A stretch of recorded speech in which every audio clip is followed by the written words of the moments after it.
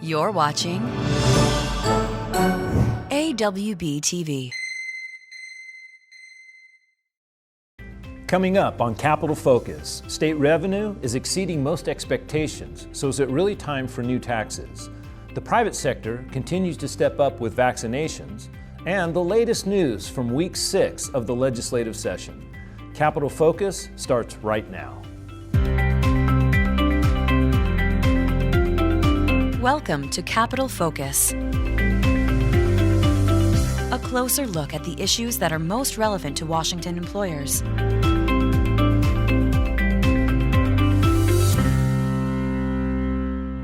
Hello, I'm Dave Maston. Welcome to Capital Focus, where we bring you the highlights of this year's legislative session.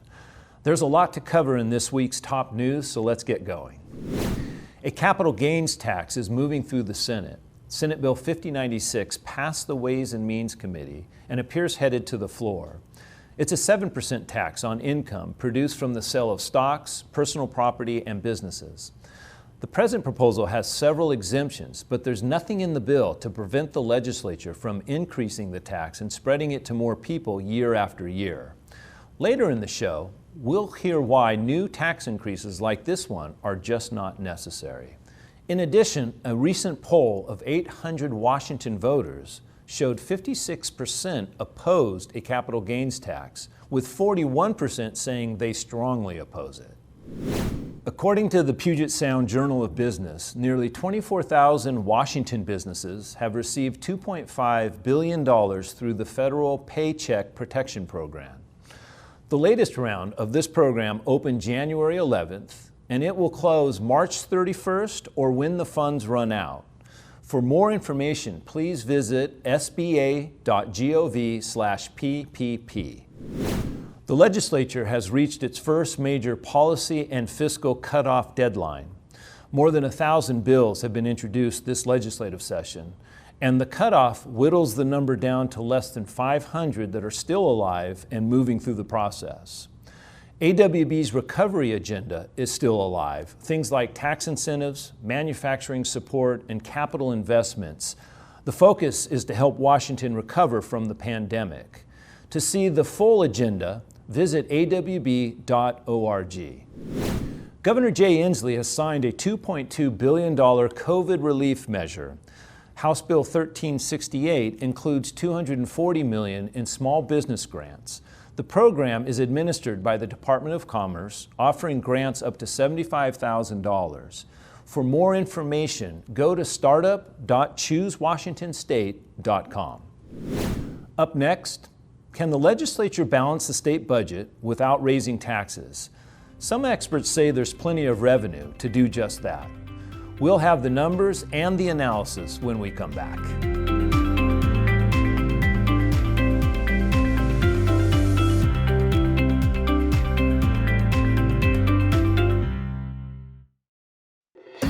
Alafia works to alleviate poverty and promote gender equality. We do that through the fair trade of sustainable resources in West Africa. Private enterprise alleviates poverty. Using a business to make money to help other people. Our mission is heavily impacted by excessive regulations or taxation. And when the business is difficult, it means that you can't grow, and you can't grow, it means you can't hire people. We believe that every human being deserves to have an opportunity. Fulcrum is in the business of creating healthy environments. We're looking for hazardous building materials, environmental contaminants, and indoor air quality issues. Attracting talent is a major concern right now. We have significant issues trying to find qualified candidates that have the right certifications. And so it's important that we have a good benefits program, and something like AWB Health Choice gives us that basis. Welcome back to Capital Focus. And now, the close-up. Welcome back. Much of Washington's economy shut down last March when COVID-19 swept the nation. By June, there was growing concern that state revenue would take a big hit. Some expected revenue to drop as much as $8 billion over the next 4 years. But that drop in revenue never really materialized. Here to give us some insight on why is Dr. Steve Lurch, the Executive Director and State's Chief Economist at the Economic and Revenue Forecast Council. Welcome, Dr. Lurch. Thank you for joining us at Capital Focus. Good morning. So we're coming on year 2 of the pandemic, and all of us are swimming in the numbers. And can you please tell us what the latest revenue projections for our state budget are? Sure. So the most recent forecast that we did was released in November of last year, so a couple months ago. And our current forecast for this current biennium, which ends June 30th, is just about $51 billion. For next biennium, a little bit under $54.7 billion. Now, what you alluded to earlier, let me sort of go back a second.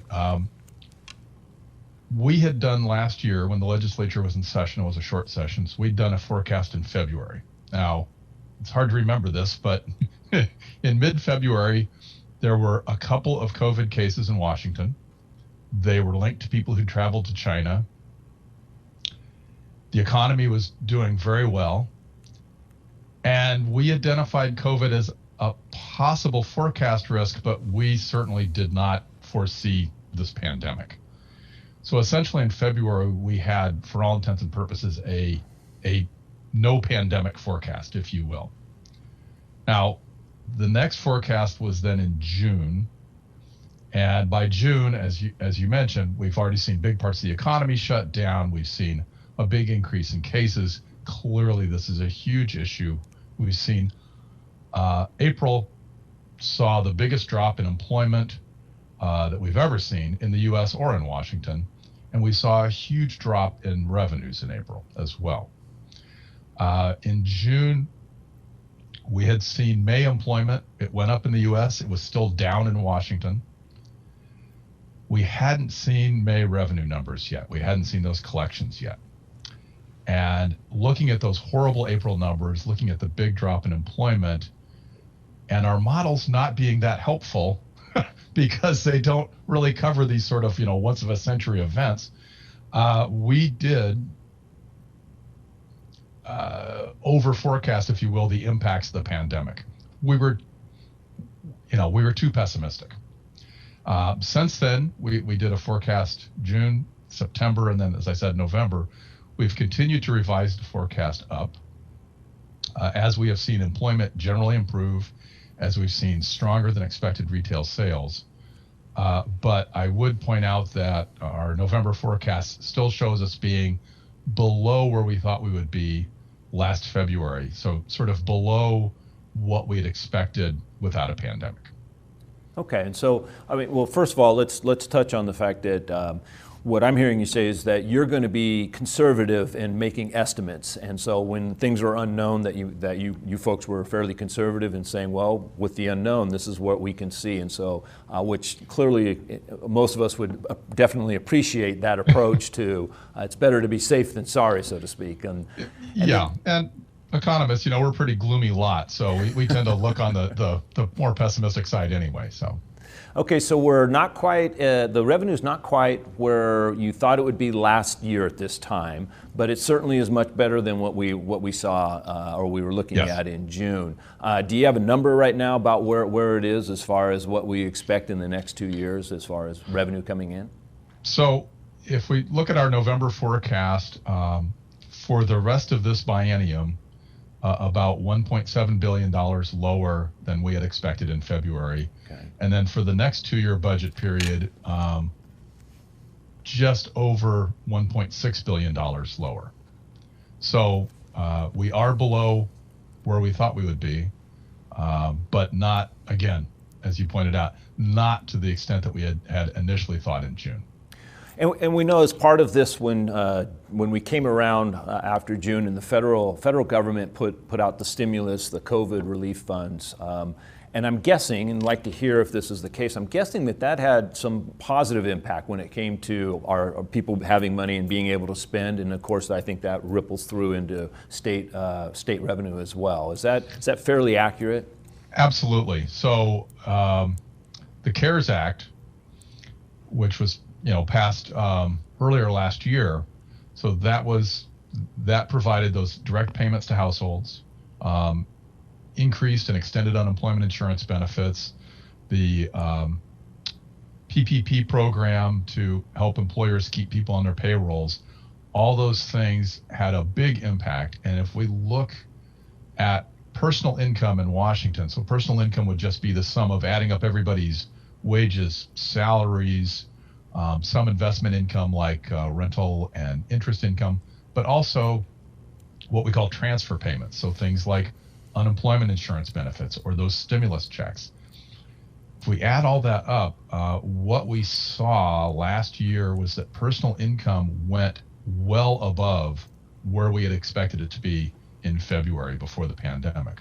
And as I said, the February forecast was looking at a strong economy. So we saw this really big spike in personal income as those stimulus payments went out to households and businesses. Well, Dr. Lurch, we sure appreciate you taking the time to sit down with us and share your expertise. And so thank you very much from all of us here at AWB. Thank you. Despite the health crisis and economic challenges, state revenue is still coming in at a solid clip. Now let's turn to how this impacts the state's 2-year budget. To help us with that, we bring in AWB's in-house expert, Tommy Gantz. Tommy, thank you for joining. Thank you, Dave. So we understand revenue is pretty solid. It's time to write the budget. We're hearing bills coming out that are tax increases. Legislators pushing some tax increases. So what's going on with that? That's a good question. In fact, if you add up all of the tax bills introduced this year, the total is over $9 billion in the next 4 years in proposed tax increases. That's the whole universe of taxes, though. Okay, so that's not necessarily all those are going to pass. It's just that's overall how many legislators have put forward different bills that raise taxes. That's right. Each year the legislature introduces hundreds to thousands of bills, and not all of those pass. Okay. So I guess the question I have is, given that we know that revenue is pretty solid, why are we even talking about taxes at all? That's a good question, Dave. Let's talk to an expert. Can we maintain our budget and even add to it some, and do that without a tax increase? We are joined via Zoom by Emily Makings of the Washington Research Council. She will help us learn more. Emily, welcome to Capital Focus. Thanks for having me. You came out with a briefing recently that appeared on the Council's blog with a very fitting title, There is no budget shortfall. Can you tell me more about this briefing? Yes, things with the state budget definitely looked really bad last summer as the pandemic took hold. But revenue forecasts since then have improved. And also the state took several actions on the spending side to reduce or to help with the outlook. Additionally, we've had billions of dollars in federal relief dollars flowing into the state. So with all of that, it now looks like the current budget, the one that was enacted last year, is balanced in the current biennium and even over 4 years when you take into account the recent collections reports. The Economic and Revenue Update came out recently, showing that revenue collections for the last year came in at 15% higher than forecasted. Can you tell us what impact this will have on the next 2-year budget, since we know we don't have a shortfall this biennium? It definitely gives legislators more to work with as they build the next budget. We don't know yet how the higher collections, these are the collections that come in above the November forecast. We don't know yet how that will translate into the March revenue forecast, but it's definitely a good sign that we may have more to work with without increasing new taxes. Emily, thank you. Do you have any final points before we wrap up our interview today? Well, I think it's the revenue improvements have been really substantial, and revenues have increased substantially even since the Great Recession in Washington. As things stand now, new revenues are not needed to maintain current spending levels or the maintenance level of the current budget going forward. Also, we're sitting on really substantial reserves right now. So even, I think they're going to grow to $2 billion in the next biennium. So all of this makes the case for new taxes really less salient. Emily, I want to thank you again for your insights. Your research is very valuable, and I'm happy to have you as a resource. Thank you. Thank you, Emily. Dave, back to you. Well, that's good news. It looks like we can do maintenance budget and actually increase spending and still not need a new tax increase. Absolutely, and that's great news for employers. Tommy, thank you for joining us. This has been very helpful. Thanks for having me, Dave. Up next, will the legislature support a no new tax budget? We talk with two state lawmakers after the break.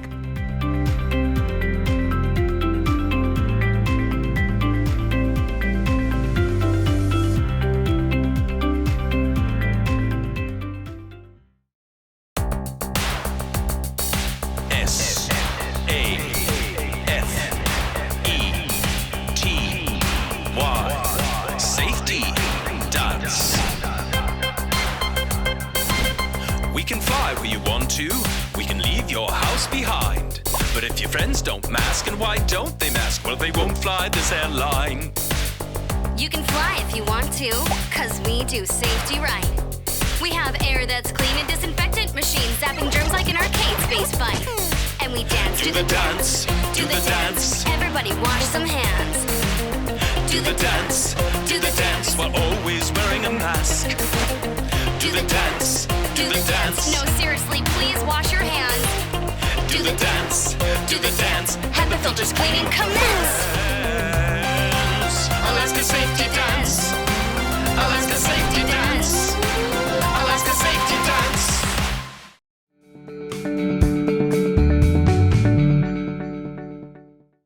Welcome back. We're about a third of the way through the legislative session, and lawmakers are starting to focus on writing the next two-year budget. How much will that budget spend? What will be the priorities? Will there be a tax increase? To answer these questions, we're joined again by AEWB's Tommy Gantz. So Tommy, how do we work through this?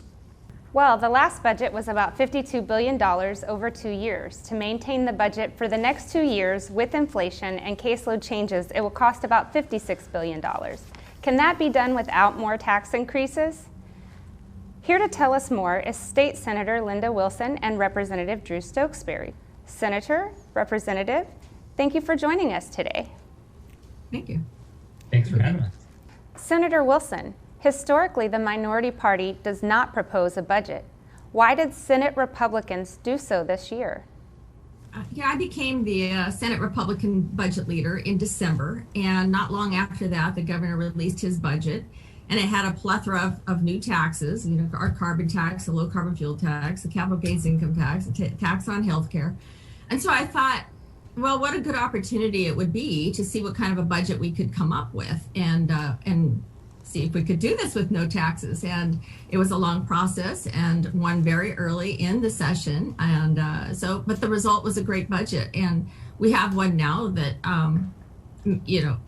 quickly maintain state services, and we funded some real important priorities. It balances over the course of 4 years. It's fiscally responsible, and it lives within our means, and it does so in an open and transparent manner. And we did this, 32 days into a 105-day session, so we could do it, and we did. And Representative Stokesbury, why did House Republicans create a budget proposal this year? Thanks for that question, Tommy. Similar to Senator Wilson, we began this process a little while ago. We actually began this process back in June when state revenue had declined dramatically. A revenue forecast showed us was something about an $8 billion deficit. And there was talk about going back into special session, talk about potentially needing to raise taxes. Unfortunately, during my first several terms here, I've realized that legislative Democrats have this unfortunate habit of being very misleading about what budget cuts would entail or why taxes are necessary. They like to point out the most important things in the budget and say that we need taxes to keep funding these really important things, or we can't cut a single dollar out of the budget because it would come out of these really important things. Well, that's simply not the case. Even in the summer, when we look like we might lose 20% of our revenue, which is an enormous amount, There's absolutely no way the Republicans would have come in and cut the most important 20% of things. We would have cut the least important 20% of things if we wanted to go a route of budget reductions.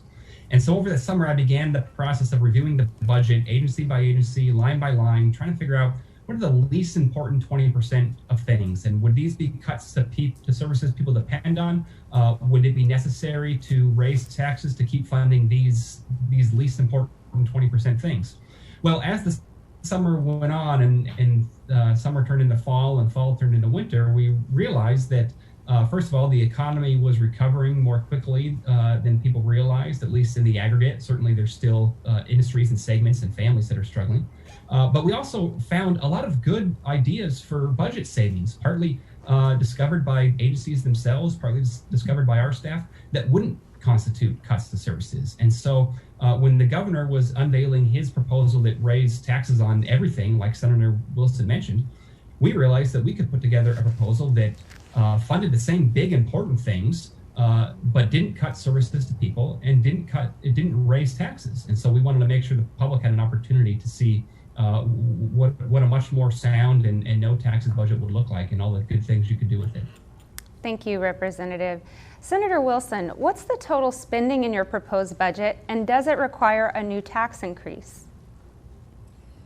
We spend $55.5 billion, and no, it does not require any tax increases. We worked through the entire budget and came up with the savings. Actually, we started off with the governor's budget, went line by line, and took most of his savings. We didn't take the savings of the Department of Corrections because we don't feel that letting out prisoners is the best way to save money. So we didn't take that one, but yeah, I'm really happy that we didn't have to raise any taxes, but we wouldn't have. That was the goal, was to make sure that we could do what we needed to do without raising taxes. Thank you, Senator. Representative Stokesbury, how much does your budget cost, and does it require more taxes? Yeah, thanks, Tommy. Our budget spends about the same amount in the aggregate as I think the Senate Republicans does. If you look only at spending, it's about $55 billion this year and $58 billion over the subsequent biennium. Also keep in mind that we are funding a pretty significant proposal to reduce homelessness. Unlike the governor's plan, which essentially peanut butters money around to the same programs and strategies that haven't really worked so far, we thought we ought to go big and go bold and give money directly to cities rather than letting Olympia bureaucrats decide how that money's spent. But we also decided that we need to demand a few results, like getting rid of homeless encampments that are near schools, parks, and playgrounds, and making sure that cities don't enact heroin injection sites in neighborhoods. So our plan would involve setting $700 million over 4 years to cities and counties to combat homelessness, as long as they agree to those two conditions of eliminating camping near parks and schools and banning safe injection sites. But as a technical matter, that's actually structured as a state sales tax credit. So it looks like it's a reduction in revenue rather than an increase in spending. So depending on how you count that, we're either spending about $55 billion this year or about $55.5 billion this year. But there's no taxes being raised. In fact, we're cutting taxes on a number of things. We're funding the working families tax exemption to give more money in the pockets of low-income individuals, and the Senate Republicans are doing the same. We're proposing to cut taxes on cut sales taxes on other necessities like diapers, breast pumps, and prepared food you buy at grocery stores. We're trying to incentivize some infrastructure investments through a data center tax preference bill.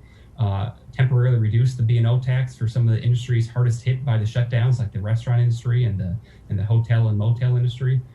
So we're not raising taxes, and in fact, we're reducing taxes in a few key strategic areas. Mm-hmm. Senator Wilson, Representative Stokesbury, we really appreciate your insights today and look forward to working with you. Thank you so much. Absolutely. Thanks for having us, Tom, and it's great working with you as well. Mm-hmm. Thank you. Dave, back to you.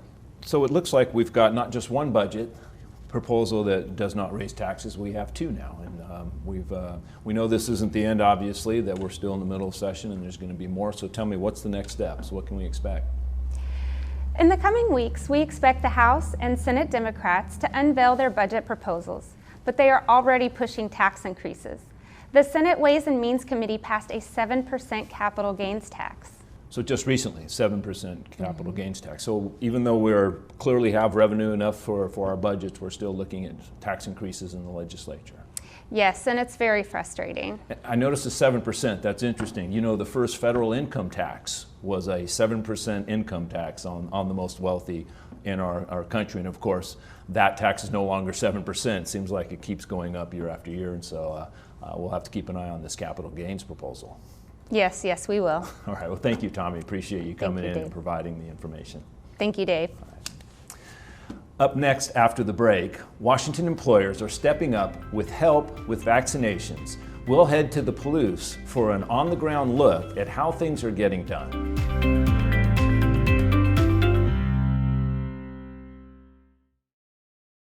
Employment laws change so often. How do I keep up? Is my business compliant with ADA guidelines? How do I protect my intellectual property? There's rules for performance evaluations. What are the new safe and sick leave rules? If there's an accident on site, are we covered? I can't afford a lawyer. Where can I turn for help?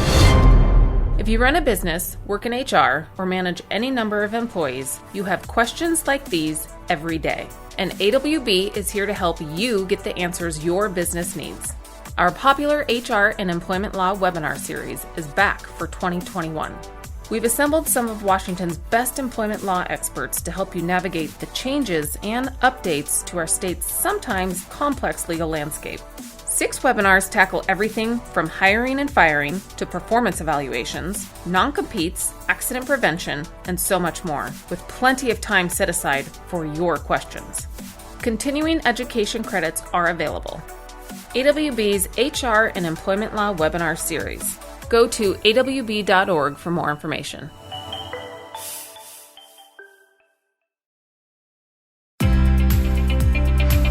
And now, Washington Problem Solvers, presented by McKay Sposito. Welcome back. Washington employers are focused on solutions, and when the vaccine for COVID-19 arrived, they took action. Here to tell us more is AWB's Amy Anderson, our Government Affairs Director for Healthcare.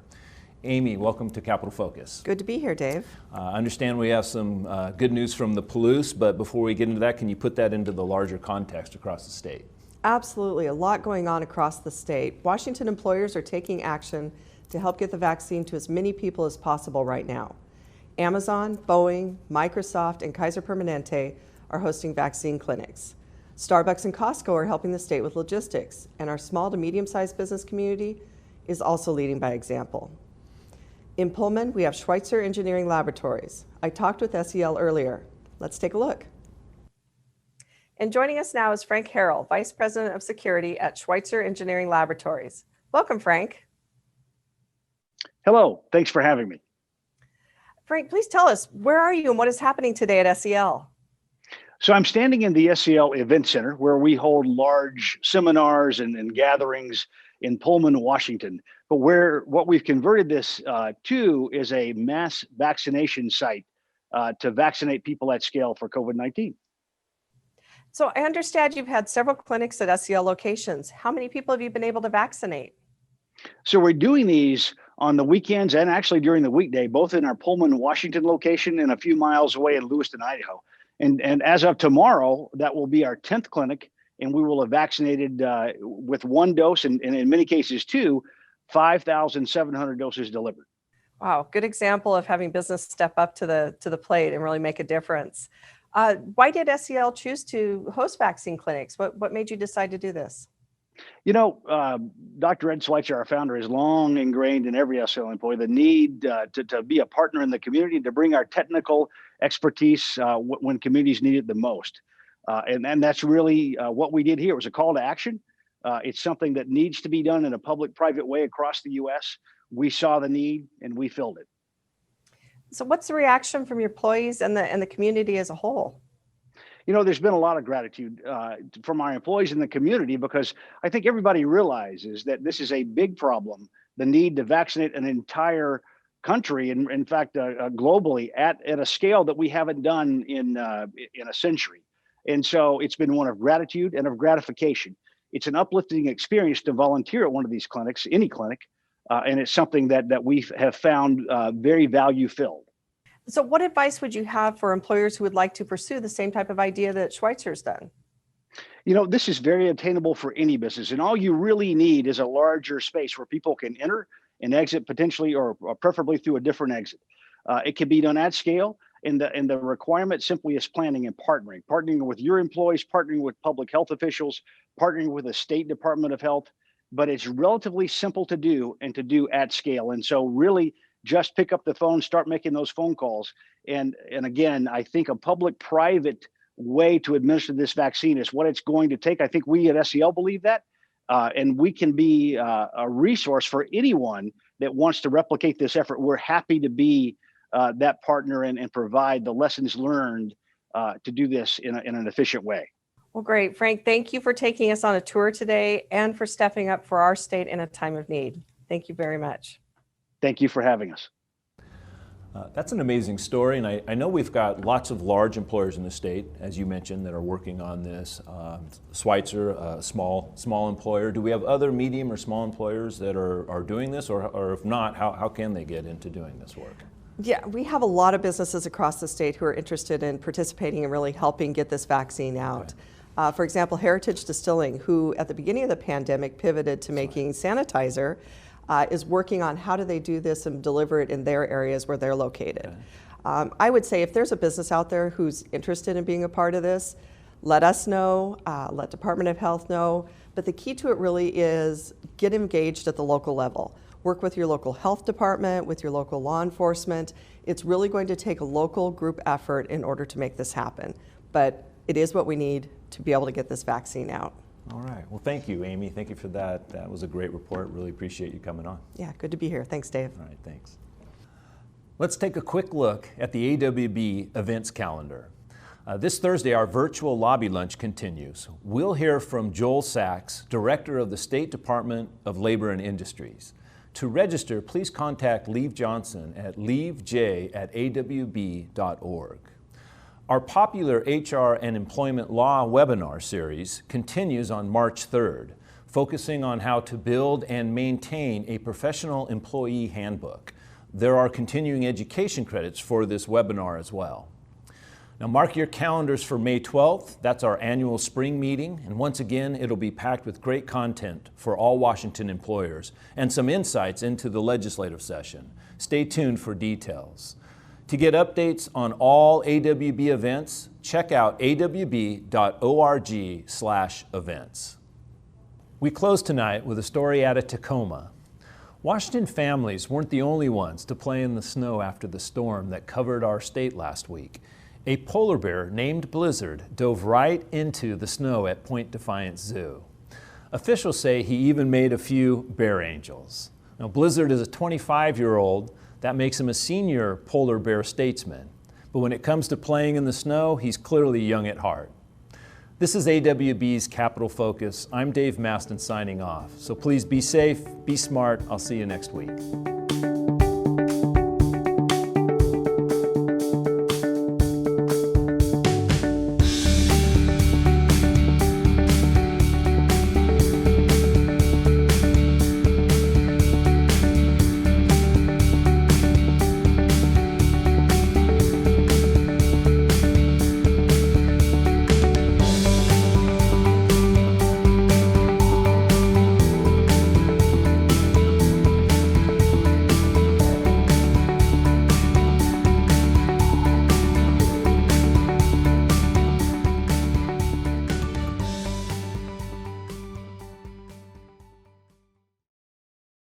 Thanks for watching AWB TV.